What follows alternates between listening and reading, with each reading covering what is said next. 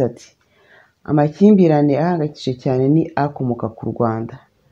Aha yarashinje u Rwanda mu buryo bweruye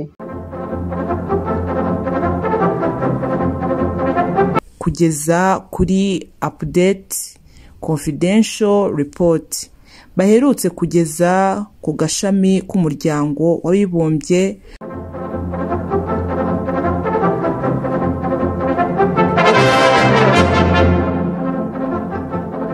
nongeye kubasuhuza no kubaha ikaze kuri televiziyo ikubitira ikinyoma ahakubuye Abaryankuna TV. Ni televiziyo rugaga nyarwanda ruharanira igihango cy'igihugu mu ntumbero yo kwihutisha impinduramatwara gacanzigo. Uyu ni umwanya wo gukubitira ikinyoma ahakubuye. Raporo zisohoka ku bwicanyi bwa FPR zuzuza amakarito. Hasohotse indi yiswe update confidential report. Iki kiganiro mwagiteguriwe n'itsinda rigari ry'Abaryankuna, murakigezwaho nanjye Nikuzwe Rebecca mfatanyije na Mutimukeye Constance. Ntimujye kure.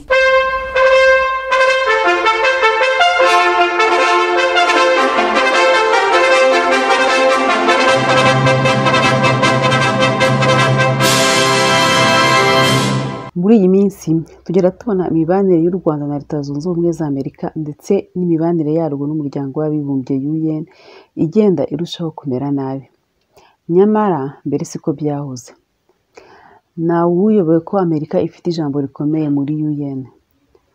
Tuzi kandi ko kubera ikinyoma cya Kagame yokeje igitutu Amerika na UN mu mwaka w'1994 n'u'1995 bashinja kuba ntacyo bakoze ngo bahagarike jenoside, nyamara akibagirwa ko yari mu bayiteguye ndetse agakoma imbarutso abanyarwanda bakamarana.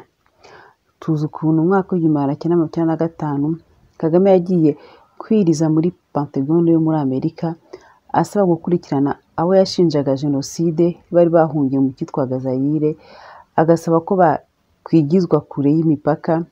Abanyamerika bakabimwemerera basa n'abigura, ariko yagerayo akabatsemba, akagerekaho kwica abanyekongo batagira ingano, ndetse akabigira akamenyero, akinjira muri iki gihugu uko ashaka agasohoka uko ashaka, kugeza ubwo amaraporo atandukanye amaze kwemeza ko abarenga 5,400,000 bamaze kugwa muri izi mvururu, kandi nta wundi uri inyuma yazo uretse Kagame n'ingabo ze. Kuva icyo gihe kugeza uyu munsi amaraporo atandukanye yarakozwe kugeza ubwo ibikarito byuzuye, zirasomwa, ariko Amerika na UN baruca bararumira bisa nkaho nta cyabaye. Amerika yakomeje gufasha u Rwanda ndetse inkunga zigenda ziyongera uko imyaka itashye. Ariko kubera inyungu Amerika yari ifite muri aka karere k'ibiyaga bigari, bisa nkaho babonyemo Kagame igikoresho cyiza cyo kubageza ku mutungo kamere wa Kongo. Ese ko tubona umubano urushaho kuzahara, imvano ni iyihe? Ese amaraporo yose akorwa ku bwicanyi bwa FPR muri aka karere arangirira he? Ese ko FPR ikomeza gukora amabi bayirebera amaherezo na yahe? Ibi bibazo ndetse n'ibindi nibyo byatumye tubakorera ubusesenguzi kugira ngo turebere hamwe icyihishe inyuma y'ibi byose. Dore ko muri iyi minsi nta kindi kivugwa uretse update confidential report. Rebecca, iyi raporo yerutse gusohoka ifite ibimenyetso simusiga ko u Rwanda rwifatanyije na M23 mu gutera igihugu cya Kongo. Ibi byashyize Kagame mu bibazo bikomeye, atangira kungana n'ubuyobozi bwa RD Congo, yewe n'ibindi bihugu hamwe na UN idahema gukora mwene izi raporo. Umunyamabanga mukuru muri Minisiteri y'Ububanyi n'Amahanga wa Amerika Anthony Blinken avuye mu Rwanda, twiboneye ubushyamirane yagiranye na leta ya Kagame nyuma y'uko bamuteze imitego yose akayisimbuka, kugeza naho ahitamo kugera i Kigali mu rukerera kugira ngo yirinde umuvundo yari gutezwa n'imyigaragambyo yari yateguwe yitirirwa abarokotse ibitero by'inyabimata, ndetse akabasha kwigobotora imitego yari yatezwe hifashishijwe itangazamakuru. Ibyo yanditse ku rwibutso FPR itashakaga dore ko yashaka ko bavuga ko ari jenoside yakorewe abatutsi, nyamara Amerika izi neza ko hari n'abandi benshi bapfuye batari abatutsi n'ibindi n'ibindi. Mu by'ukuri raporo zakozwe ku bwicanyi bwa FPR muri aka karere zuzuye ibikarito bipakiye muri cave za UN ndetse n'izo mu biro bya Anthony Blinken, utibagiwe izo muri Pentagon. Nyamara yaba Amerika yaba UN nta ngamba zifatwa kugira ngo Kagame afatirwe ibihano ndetse abibazwe mu nkiko kuko ari we soko ya byose. Izi raporo kuva FPR yitwa FPR zarakozwe, zivuga ku bwicanyi yagiye ikorera n'ubu igikorera Abanyarwanda ndetse n'abanyamahanga. Dutekereza ko izi raporo zose abo zandikiwe bazisomye, ariko hagati aho twebwe nk'Abanyarwanda ari nayo mpamvu turimo gukora ubu busesenguzi, dusanga izi raporo nta musaruro zitanga. Nta kintu na kimwe cyakozwe kugira ngo FPR ihagarike ubwicanyi, nyamara yaba ari US cyangwa UN bose bafite igitsure kuri FPR. Iyo babishaka bakagira icyo bakora kuri ubu bwicanyi bwa FPR, buba bwarahagaze Abanyarwanda n'akarere kose dufite amahoro. None uyu munsi raporo nshyashya iraje, nubwo itarasohoka ariko twarayibonye. Ese iyi raporo yanditswe mu mpera z'ukwezi kwa karindwi 2022 iravuga neza uruhare rwa FPR mu bwicanyi, icyitwa Update Confidential Report. Wagereranya no gushyira ku gihe izindi zakozweyo irazirusha iki? Ese nayo ntigiye kuzuza ibikarito, naho Kagame akikomereza gahunda ye yo kwica no kurimbura? Ibimenyetso simusiga bigaragaza uruhare rwa RDF mu ntambara zo mu burasirazuba bwa Kongo birusha iki ibyagiye bigaragara mu zindi raporo ko nazo zavugaga zitarya iminwa ubwicanyi FPR ikorera muri aka karere? Ese umwihariko iyi raporo ivuga uzahabwa agaciro n'abafata ibyemezo muri US no muri UN? None se muke ubundi inkomoko y'amakuru agera kuri US no muri UN ni yihe? Rebecca, muri rusange amakuru ibera mu karere k'ibiyaga bigari muri rusange no mu Rwanda by'umwihariko arazwi neza, haba muri Amerika haba no muri UN. Nta gishya na kimwe gihari, ahubwo ikibazwa nicyo ibi bihangange bikoresha aya makuru. Kubirebana na Amerika ntidukwiye kwirebera gusa muri za raporo zasohotse, hari n'ibindi byinshi cyane biba byabaye umunsi ku munsi kugira ngo amakuru abagereho. Turabizi neza cyane ko Abanyamerika bafite ambasade zibahagarariye muri aka karere. Izi ambasade zose zitanga amakuru nibura inshuro 2 ku munsi. Dufashe urugero, amakuru yabereye i Kigali, ambasade y'Amerika mu Rwanda ihita yamenyesha uzihagarariye muri UN. Aya makuru agira icyo bita immediate effect, ni ukuvuga ko bagomba kubimubwira ako kanya, ariko babibwira n'abandi bahagarariye Amerika i Bruxelles, i Paris, i Bujumbura, i Dar es Salaam, i Nairobi, i Kampala, i Kinshasa, Yaounde n'i Addis Abeba.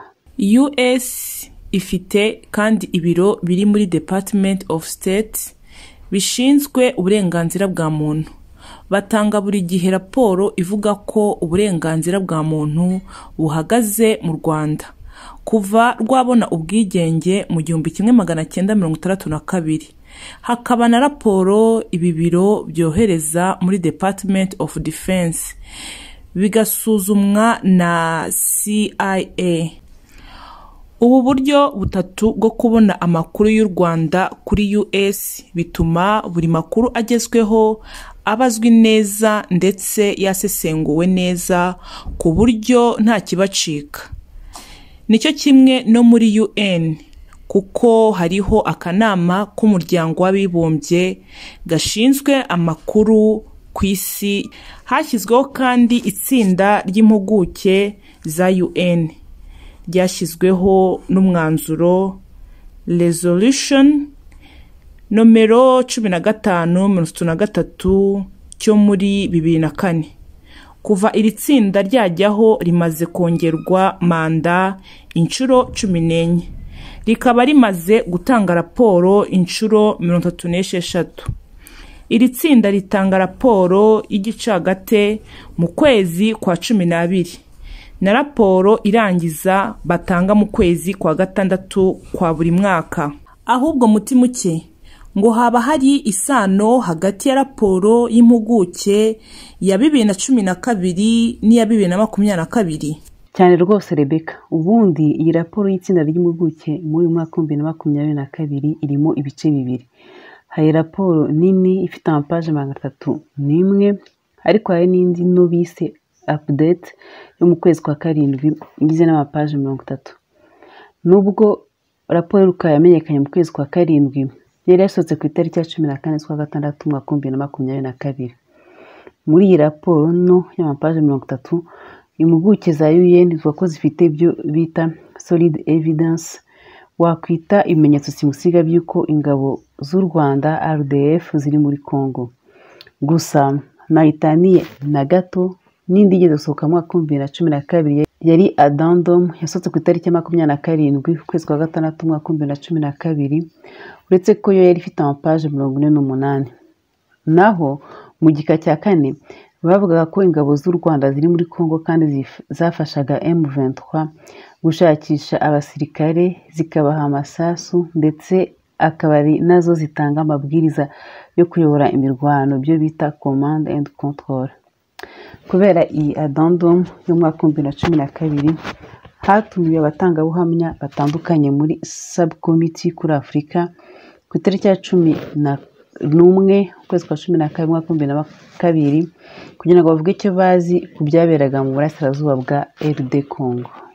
Muri iyi nama yari iyobowe n'umusenateri witwa Christopher H. Smith uhagarariye New Jersey muri Congress ya US. Harimo amabaruwa 2 abasenateri bandikiye Perezida Barack Obama wariho icyo gihe, bamusaba gufatira ibihano u Rwanda, cyane cyane Minisitiri w'Ingabo wariho icyo gihe, General James Kabarebe. Mu busesenguzi twakoze twasanze amagambo yarakoreshejwe muri addendum yo muri 2012 asa neza n'ayakoreshejwe muri update confidential report yo muri uyu mwaka wa 2022. Imyaka 10 irashize, ariko Kagame we ntarahinduka, aracyari umwicanyi ruharwa uhangayikishije akarere kose.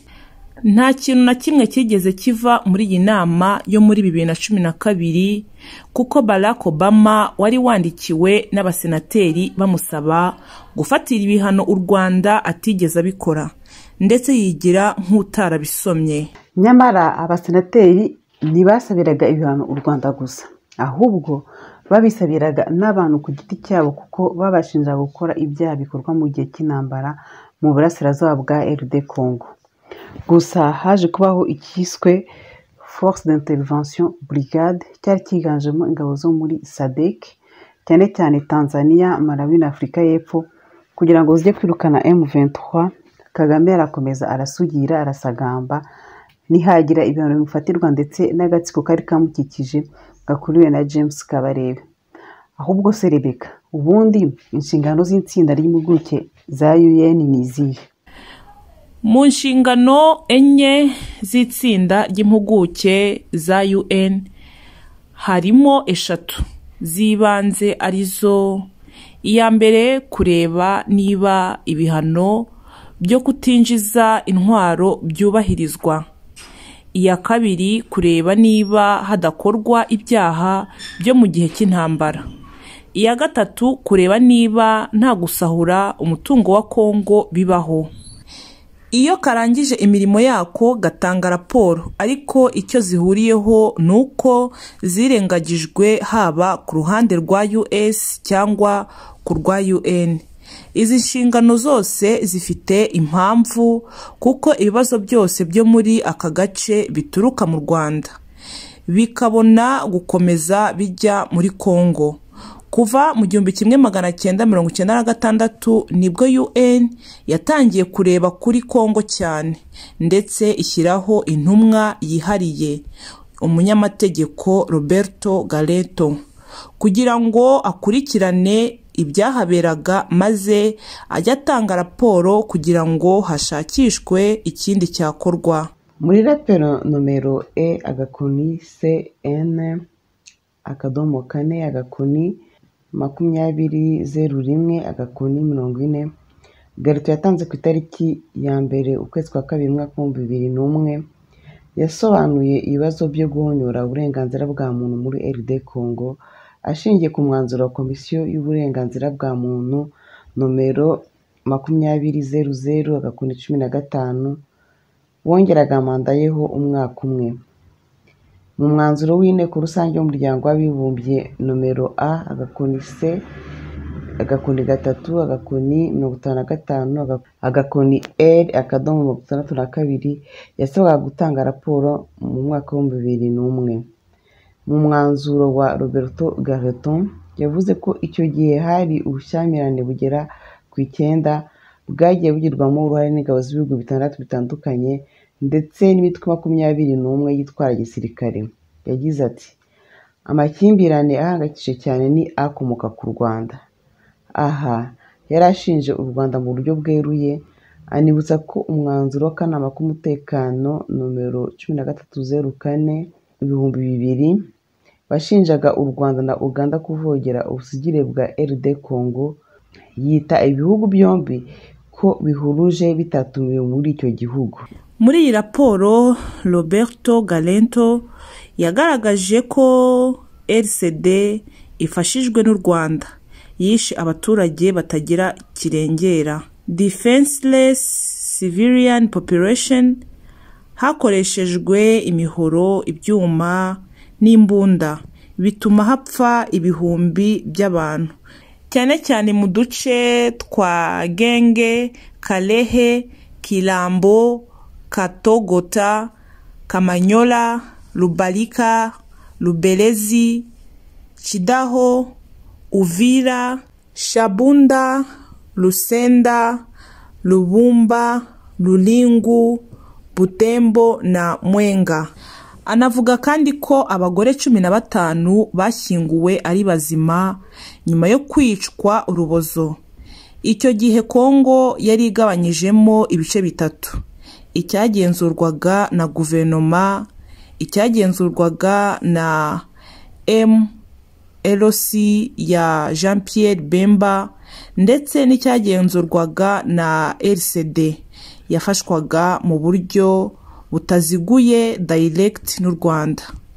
Iyi raporo rero niyo hashyirwaho itsinda ry'impuguke zigizwe n'abahanga 6, buri wese akagira inshingano yihariye akurikirana muri za nshingano tumaze kuvuga, hanyuma bikazahurizwa hamwe bagenda bongerwa manda kugeza kuri update confidential report baherutse kugeza ku gashami k'umuryango w'abibumbye k'umutekano, ariko ikaba izasohorwa ku mugaragaro mu kwezi kwa 12 uyu mwaka. Gusa mutimuke si ibyo gusa, ngo hari n'ibivugwa n'abanditsi byunganira itsinda ry'impuguke za UN. Cyane rwose Rebecca, nkuko twabivuze haruguru, iri tsinda rimaze kongererwa manda inshuro 14 zose. Bigaragara ko ryuje inshingano zaryo, ariko raporo 36 zose rimaze gutanga zarabitswe nizagira inkurikizi kuri nyirabayazana w'ibibazo ari Paul Kagame ngo abe yafatirwa ibihano. Byose birangirira mu gushingura inyandiko. Uretse n'izi nshingano, hari abanditsi benshi bagiye bandika ibitabo basobanura ibibazo bibera muri Kongo, bakagaragaza abafitemo inyungu, bakanerekana abadashaka ko bihagarara. Bose bahuriza kuri Kagame, bakemeza ko ari impamvu ihoraho ituma batagaruka muri RD Congo, ahanini bitewe no gusahura imitungo ya RD Congo no gushaka kwiharira ijambo mu bihugu bigize aka karere. Dufashe nk'urugero igitabo cya Juji River cyo mu mwaka wa 2018 kivuga ibintu byinshi, kigasobanura urujya n'uruza rw'abantu bo mu nzego z'iperereza cyane cyane abo muri Amerika, Canada, mu Bufaransa n'ahandi henshi baza muri Congo bakurikiranye inyungu zitandukanye ariko zose zigahuriza ku busahuzi bubera muri RD Congo. Mu busesenguzi bwacu rero twasanze abantu badakwiye kureba ikintu kimwe nk'uko uyu munsi havugwa update confidential report, ahubwo bakwiye kwibaza aho bituruka n'icyabiteye. Gutekereza ko ibyo abanditsi bose bavuze byaciye inyuma y'amatwi ya Amerika na UN byaba ari ukwibeshya gukomeye. Ahubwo Rebecca, ikibazo nibaza n'undi wese yibaza kiragira kiti ubundi habura iki ngo imyanzuro ya za raporo zitandukanye ishyirwe mu bikorwa? Muti muke iyo ubajije abahanga mu mibanire y'ibihugu kuri izi raporo zivuga ku ihungabanywa ry'uburenganzira bwa muntu bukorwa ku isi, bakubwira ko umwanzuro wa nyuma ufatirwa muri Patagon, bagaragaza ko UN ari icyuka kiri aho gusa, ari nayo mpamvu hari ababona ko ikwiye no kuvaho. Kurebana nabi kwa Amerika n'ibindi bihugu by'ibihangange nk'Uburusiya cyangwa Ubushinwa nabyo bituma igenda bigura intege, kuko iba ikeka ko nifatira ibihano igihugu gihita cyitera umugongo kikisangira abahanganye nayo, Kagame agakomeza akidegembya. Ntabwo rero twaba twibeshye tuvuze ko ibi bihugu by'ibihangange bidashobora gushyira mu bikorwa imyanzuro iva muri za raporo zitandukanye, kuko ntaho iba ihuriye n'inyungu zabyo.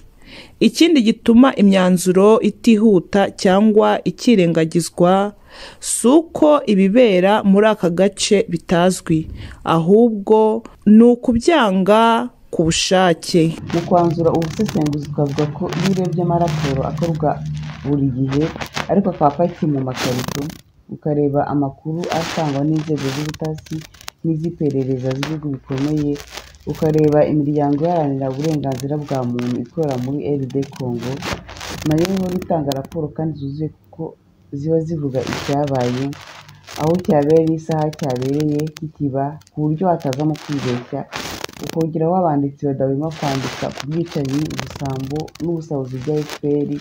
Usanga nta muntu n'umwe ku isi ukwiye kuvuga ko adafite amakuru kubera muri aka karere. Ibihugu bikomeye birabizi ko imvano ya byose, umuzi w'ikibazo akaba na nyirabayazana byahamye ari Paul Kagame. Icyo bakimubitsemo rero nicyo tutabashije gusesengura, twaba duhariye buri wese ngo azisesengurire. Nyuma yo gusesengura azabona ko kuba umwana wa Kagame nambamata ibihugu ugenda uzamo agatotsi ahanini ari ukubera kwishyira hejuru kwe, agakomeza kwivanga mu ntambara za Congo, agashimuta, agafunga, akanica abo batavuga rumwe. Ibi rero nta handi biganisha uretse ku ihirima ry'ubutegetsi bwe, cyane cyane ko abamatsi b'ibihugu bakoresha abanyagitugu imyaka 30 yarangira bakabajugunya nk'imbwa, none umunyagitugu Kigali akabura iminsi itagera kuri 500 ngo ayivuze. Birakwiye ko twe nk'Abanyarwanda tuva mu mwijima tukareka kugira ibyo twitega ku banyamahanga. Ubu busesenguzi bwadufashije kubona ko ntacyo abanyamahanga batazi ariko babyirengagiza babizi. Uyu munsi turavuga ibibera muri Congo, ariko unasubije amaso inyuma ugahera mu 1990 ku bwicanyi FPR yakoze mu Rwanda, si ukuvuga ko amahanga atabizi. Hari amaraporo yakozwe atagira ingano yagiye agaragaza imiterere ya FPR. Ibi ni ibintu Abanyarwanda twese dukwiye kuzirikana tukabyumva neza. Ntabwo amahanga ayobewe akababaro kacu, ariko nta na rimwe UN na US ifitemo ijambo rinini. Bigeze bayoberwa amakuru y'ubwicanyi bwa FPR.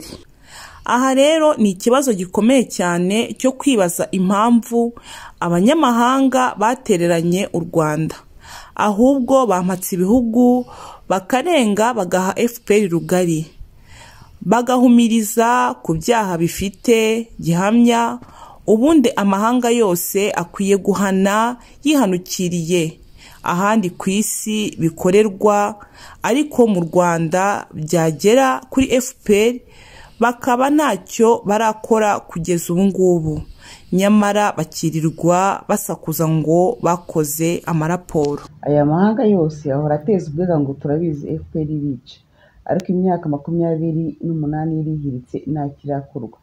Ni ikibazo gikomeye. Uyu munsi mu mwaka wa 2022 Abanyarwanda twagombye kubona duhumutse neza, tukagira ibibazo twibaza, ariko cyane cyane tugashaka n'ibisubizo, kuko igihe kibaze kwa kirekire turi mu gihirahiro duhumye amaso batubashya ngo babirimo. Ubwo tumaze kumenya amakuru yose nta kizatubuza kubikora. Twiringiye twizeye ko umunsi umwe izi raporo zinyuranye zivuga ku bwicanyi bwa FPR mu karere k'ibiyaga bigari n'ahandi ku isi, igihe kizagera kabe zigafunguka, bikarito bikazamurwa, umwicanyi ruharwa agashyirwa ahamukwiriye. FPR wasahura, wagira wakwica abantu wabafunga, menya ko iminsi yawe isakira uwanyuma. FPR, ubwicanyi bwawe burazwi ku isi yose, gira wigendere tuzakugira. Suzana karame mugabo mwiza, iyo hino mubwire nari umwitabye. harya uriya mwana wacu Muhire amaze kugira imyaka ingahera? Uravuga Muhire urabona atamaze gusazara? Ubu ni yujuje imyaka 25. Reka ndebe, harya twamubyaye ryarira? Twamubyaye muri 98. Ubundi se umugeni wamuboneye ni ibiki bituma ubaza imyaka ye? Ngira ngo mushyibere uragasanya rugira azamujyane kurahira muri FPR. Yego uko mwana wabuze se agasigara yangara, niko wa mugabo iyo FPR si yituraje ihinga udufaranga nari kwigurira imbuto ziwaduhaye rugira uwo ngo ni imisanzu ya FPR na hari umwana urihira ishuri. Kandi wa mugore uzankorera ishyano urashaka kunteza barabicanyi. Ariko papa ko numva musa nk'abatongana byagenze bite? Ekundorere mwana wa, dore ngo se arashaka kukujyana kurahira muri za FPR. Reka tumujyana arahire, ingoma murayiramya kuyanga inzizo zasanga ugihumeka.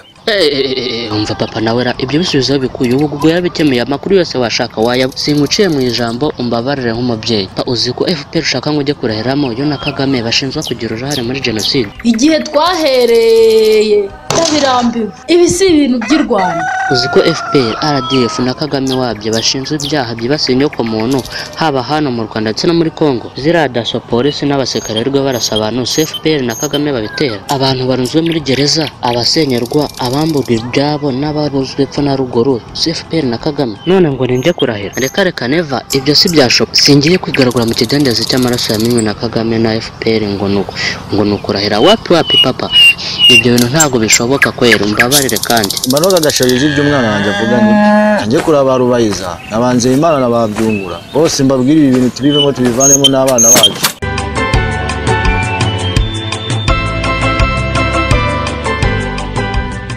Banyarwandakazi, igihe cy'ubuzi twabayemo kirahagije. Buri wese niyisuzume asubize amaso inyuma areba aho FPR na Kagame bagejeje u Rwanda. Uwitikiye yamufungiye umuntu, uwitafungiye umuntu yaramwangaje, uwo itangaje yaramunyaze, uwo itanyaje yamugize umushomeri, uwitagize umushomeri yamupfutse umunwa, abandi bagira ibikange mu gihugu cyabo. Igihe kirageze ngo twitandukanye nayo tutazasangira ibyago nayo. Ubu butumwa mu bugejejweho n'urugaga nyarwanda ruharanira igihango cy'igihugu RANP Abaryankuna.